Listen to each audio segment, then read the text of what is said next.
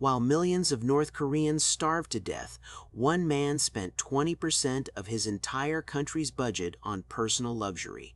Kim Jong-il built a hidden empire of wealth that most dictators could only dream of. Private islands, secret Swiss bank accounts, and a harem of 2,000 women. This is the forbidden world you were never supposed to discover. From 1994 to 2011, while his people survived on corn porridge and hope, Kim Jong-il lived like no emperor before him. American intelligence estimates his personal spending consumed 20% of North Korea's entire national budget. That's like spending $800 billion a year on personal luxury in today's American economy. This wasn't just about money. This was about creating a parallel universe where normal rules didn't apply and anything was possible with absolute power. 10. The 100 Palaces of Paradise. Kim Jong-il owned approximately 100 royal villas scattered across North Korea. These weren't just houses, they were massive compounds designed for a god king. His main residence near Pyongyang had its own underground train station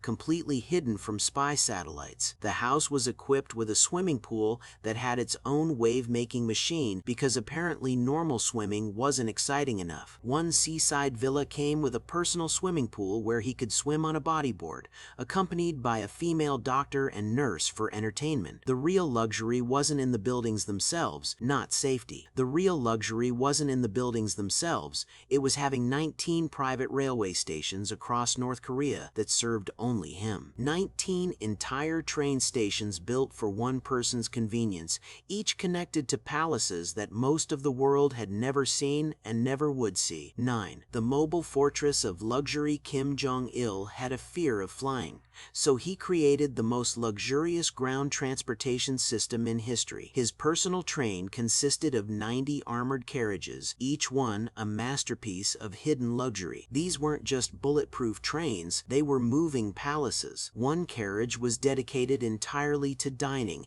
and could serve Korean, Chinese, Japanese, Russian, and French cuisine prepared by teams of personal chefs. Another was outfitted as a massive conference room for conducting state business while traveling. Pink leather seats imported from Europe, crystal chandeliers that somehow worked on a moving train, and satellite communication systems for issuing orders from anywhere. When Kim Jong-il traveled to Russia in 2001, his 22-carriage train brought along 2 armored Mercedes cars, teams of beautiful women who serenaded him, and enough luxury alcohol to stock a nightclub, including Hennessy Paradis Cognac at $650 per bottle. 8. The secret automobile empire. In 1998, Kim Jong-il ordered 200 Mercedes S-Class vehicles for $20 million, not for government use, but personal luxury cars for him and his inner circle. Intelligence reports suggest he owned over 300 luxury vehicles scattered across his properties. The paranoia aspect was incredible. He would randomly switch between different cars to prevent assassination attempts,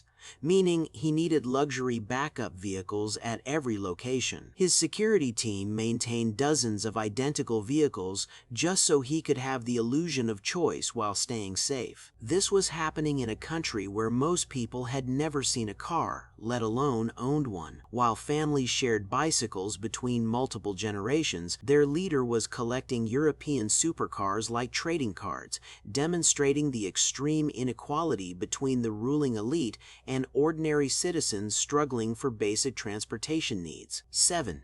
The billion-dollar criminal empire. American and South Korean intelligence agencies discovered Kim Jong-il had created a vast network of secret bank accounts containing over $4 billion in personal wealth scattered across Switzerland, Austria, Luxembourg, Russia, Singapore, and China. This wasn't just hidden money, it was profits from a global criminal enterprise. North Korea under Kim Jong-il became involved in counterfeiting American currency, trafficking drugs internationally, selling weapons to terrorist organizations, and smuggling endangered species from Africa. By 2008, American intelligence estimated these illegal activities generated between $500 million and $1 billion in pure profit yearly. Office 39, a secret government department, existed solely to generate illegal money for Kim Jong-il's personal use, controlling everything from drug production to weapons sales. It operated like a shadow government whose purpose was crime,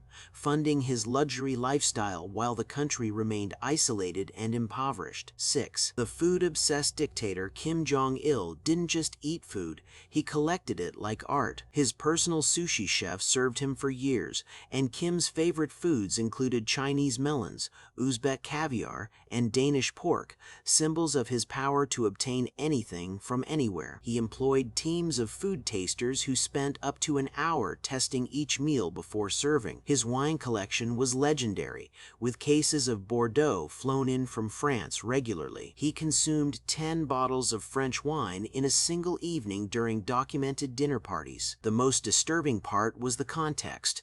While Kim Jong-il imported luxury food from around the world, North Korea experienced devastating famines. Between 1994 and 1998, an estimated 2.5 million North Koreans died from starvation. During this period, Kim Jong-il's food imports actually increased while the average North Korean survived on 1,200 calories daily, well below basic survival levels. 5. The entertainment empire. Kim Jong-il was obsessed with movies and luxury entertainment, owning over 20,000 illegally imported DVDs, mostly American films and Japanese productions, worth more than many countries spend on education. But watching wasn't enough. In the 1970s, he kidnapped South Korean film director Shin Sang-oka and actress Choi Eun-hee, forcing them to make movies for North Korea. He held them captive for 8 years in luxury prisons. His personal movie theater seated 1,000 people with the most advanced projection and sound systems available. He hosted private screenings complete with imported popcorn, American candy, and European champagne. Despite North Korea's official hatred of American culture, Kim Jong-il was a huge Michael Jordan and Chicago Bulls fan. In 2000, U.S. Secretary of State Madeleine Albright gave him a basketball signed by Michael Jordan during diplomatic talks.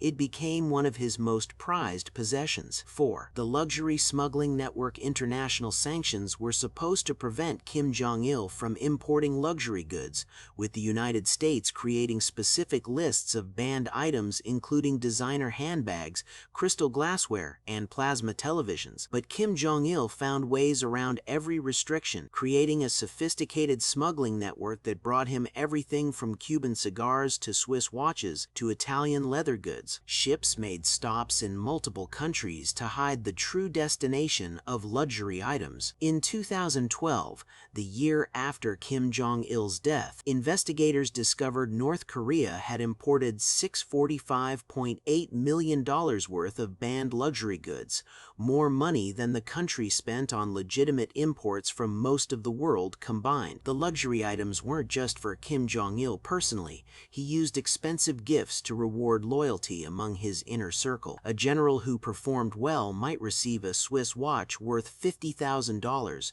creating competition for Western luxury goods access. 3. The disturbing pleasure squad system. Starting in the late 1970s, Kim Jong-il created the Jippyumjo, the pleasure squad, involving approximately 2,000 young women selected for their beauty to serve the ruling elite. The selection process was horrific. Officials visited high schools examining teenage girls for physical attractiveness and family loyalty. Those chosen had no say, and refusing wasn't an option for families. These women were divided into 3 groups. The Gamajo provided song and dance entertainment, the Hangbokjo offered massages and wellness services, and the Manjokjo provided sexual services to Kim Jong-il and his associates. Women underwent medical examinations to prove virginity before admission, lived in special compounds completely cut off from the outside world, and served until about 25 years old. After retirement, they were typically married off to other North Korean elite members. Former members who escaped described a world simultaneously luxurious and terrifying, comfortable quarters with good food and clothes, but essentially prisoners whose only purpose was entertaining powerful men. 2. The mobile palace and paranoid luxury. Kim Jong-il's luxury train system represented the pinnacle of mobile paranoia and extravagance. Each of his 90 armored carriages was designed for specific purposes: dining cars with international cuisine capabilities, conference rooms for state business, and entertainment spaces with crystal chandeliers that somehow functioned on a moving train. The security measures were extreme: bulletproof everything,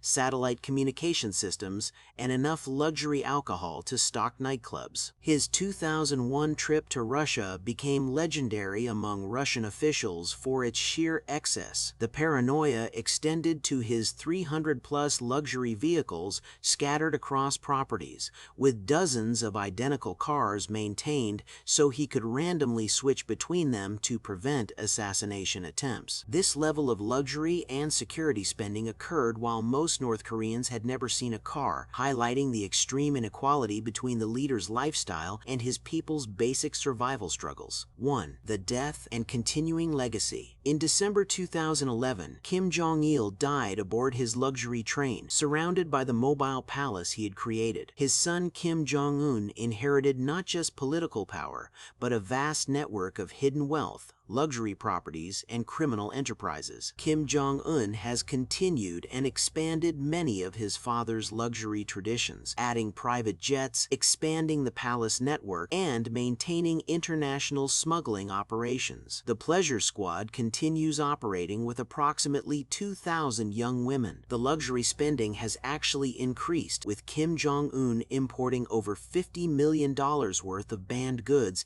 in just the first 8 months of 2024. Kim Jong-il created more than just a dictatorship. He built a hidden empire of luxury that defied every international law and moral boundary. His son continues this legacy today, proving that some secrets are too valuable to abandon, no matter how many people suffer for them, demonstrating how absolute power enables unlimited greed.